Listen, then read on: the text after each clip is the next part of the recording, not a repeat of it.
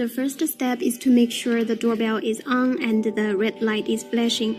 Second step, find your 2C app.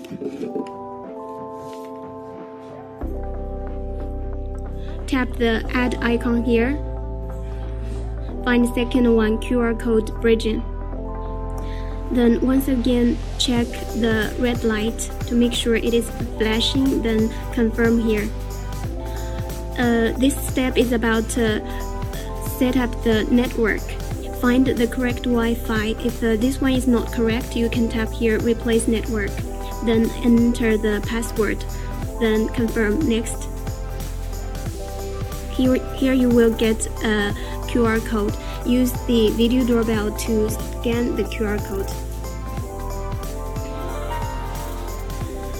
Usually it takes 1 to 2 seconds. Join the network successfully. Once you hear the sound, join the network successfully, confirm here, next.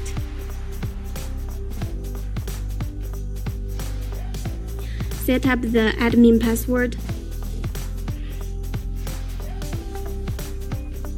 Next, set up the device name. Confirm. It's almost done here. Tap this window and it will lead you to the live preview.